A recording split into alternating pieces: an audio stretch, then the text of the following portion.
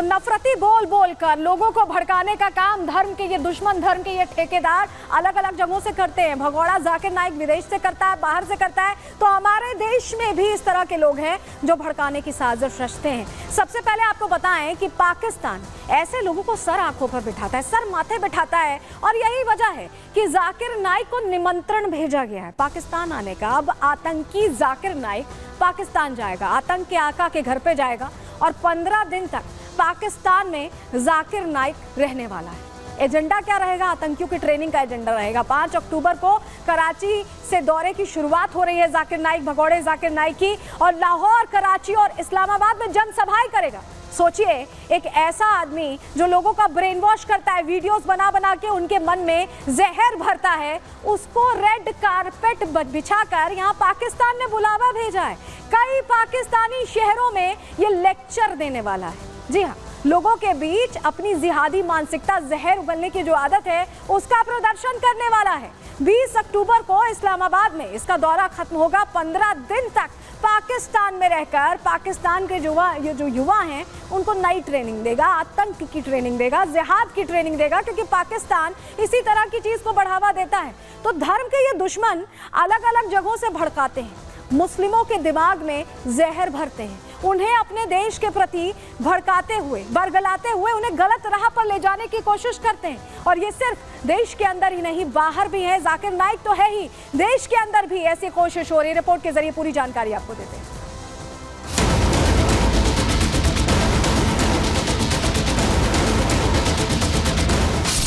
इस्लाम के प्रचार की आड़ में नफरत फैलाने वाला भगोड़ा जाकिर नाइक पाकिस्तान का मेहमान बनने जा रहा है।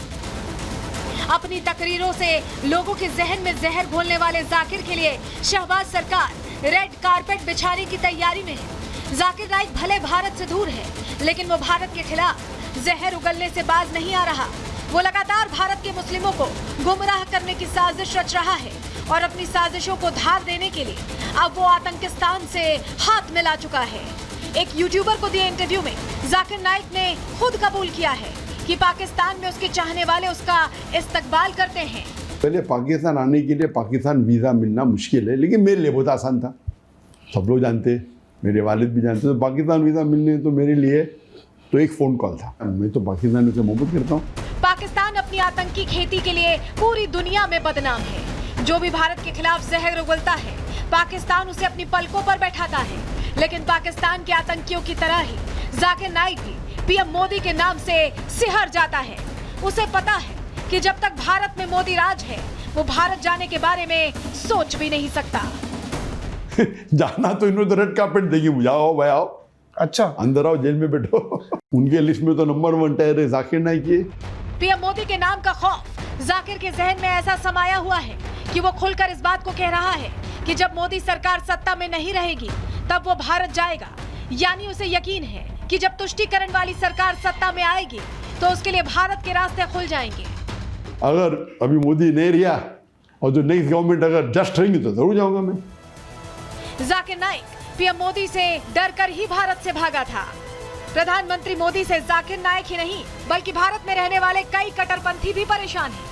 अपनी जहरीली तकरीरों से मुस्लिमों को भड़काने वाले तौकीर रजा ने एक बार फिर जहर उगला है। मुसलमानों को अपनी ढाल बनाकर तौकीर रजा ने पीएम मोदी से लेकर आरएसएस तक अपनी जहरीली सोच जाहिर कर दी है। देश के एक हिस्से को नुकसान पहुंचाना, उसे कमजोर करना, उसके साथ ज्यादती करना, ये देशद्रोह है। और ऐसे प्रधानमंत्री को अपनी जिम्मेदारी कबूल करते हुए अपने पद से त्यागपत्र देना। जाकिर नाइक जैसे जिहादी मानसिकता वाले आतंकी जहां भारत के बाहर से साजिश रच रहे हैं, वहीं भारत में बैठा तौकीर रजा जैसा कट्टरपंथी भारतीय मुसलमानों को बरगलाने की साजिश रच रहा है। ऐसे में भारत के अल्पसंख्यकों को खुद तय करना होगा कि आखिर इन कट्टरपंथियों ने आज तक उनके लिए क्या किया है। Bureau report, Republic Bharat. तो अल्पसंख्यकों को भड़काने की तो बहुत कोशिश होती है, लेकिन ये भारत के अल्पसंख्यकों को ही तय करना है कि उन्हें किस रास्ते पर जाना है। इस तरह के भगोड़े आतंकी जाकिर नाइक की बात सुननी है, या थूक जिहाद जिस तरह से हो रहा है, यूरेन जिहाद जो हो रहा है, रेलवे जिहाद जो हो रहा है, उसका हिस्सा बनना है, या भारत की तरक्की के साथ आगे बढ़ना है, उसमें अपना योगदान देना है। ये तमाम चीज़ें जिसकी कोशिश की जा सकती है उत्तर प्रदेश और अलग अलग इलाकों से जो खबरें आती हैं वो देखते हुए लगता है कि अभी जिहाद ये जो मानसिकता है वो इनके सर चढ़कर बोल रही है। लेकिन वक्त इसी का है कि ये खुद तय करें कि इन्हें किस रास्ते को चुनना है, क्योंकि विकास का रास्ता भी है और बर्बादी का रास्ता भी है। विश्वास मानिए, ये जो बर्बादी का रास्ता है ये उस जगह पर ले जाएगा जहां से लौटने के लिए कोई रास्ता नहीं बचेगा। ना तरक्की रहेगी, ना परिवार रहेगा, ना अपने रहेंगे, क्योंकि ऐसों को तो अपने भी त्याग देते हैं। चलिए आगे बढ़ते हैं, अगली बड़ी खबर का रुख करते हैं, क्योंकि इस बीच बड़ी जानकारी मिल रही है। तिरुपति लड्डू विवाद को लेकर बड़ा अपडेट अब ये सामने आया है कि अब इसकी जांच को लेकर अलग अलग जगहों से सैंपल आ गया है केंद्रीय टीम के सामने। ये बड़ी खबर आपको बता रहे हैं, जहां तिरुपति लड्डू विवाद में बड़ी जानकारी मिल रही है। स्वास्थ्य मंत्रालय को 4 कंपनीज के सैंपल्स मिले, इसमें से एक कंपनी के 4 सैंपल फेल हो गए। बहुत बड़ी बात है ये, 4 सैंपल फेल हो गए हैं। इनमें से अडल्ट्रेशन का मामला सामने आ गया है। केंद्रीय स्वास्थ्य मंत्रालय की ओर से संबंधित कंपनी को नोटिस भी जारी कर दिया गया है। नोटिस में इस बात का जिक्र है कि जिन मानकों पर खाद्य पदार्थ होना चाहिए था वो मानक नहीं है। FSSAI की ओर से भी नोटिस जारी किया गया है। जी हाँ, ये बड़ी खबर आपको बता रहे हैं। देखिए, स्वास्थ्य मंत्रालय ने रिपोर्ट तलब की थी और ऐसे में 4 कंपनियों के सैंपल्स यहां पहुंचे हैं और सैंपल में मिलावट की पुष्टि हुई है। लैब की जांच में मिलावट की पुष्टि हुई है। स्वास्थ्य मंत्रालय की तरफ से ये रिपोर्ट तलब की गई थी, सैंपल्स तलब किए गए थे और ऐसे में अब स्वास्थ्य मंत्रालय ने नोटिस जारी कर दिया है।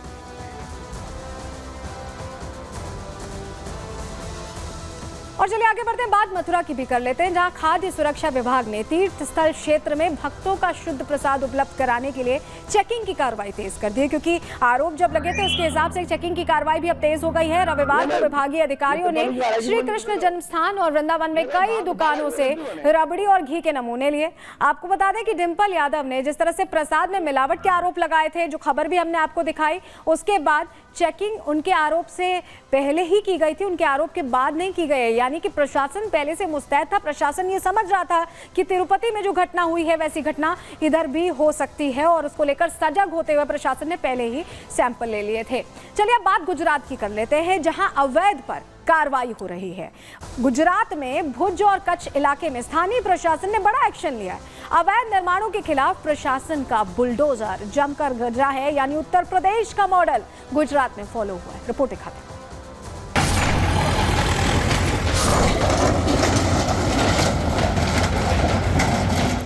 अवैध मज़ारों पर पीले पंजे का प्रहार।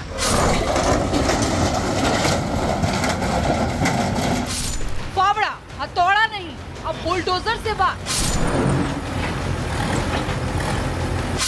अवैध निर्माण के खिलाफ प्रशासन का डंडा जोरदार।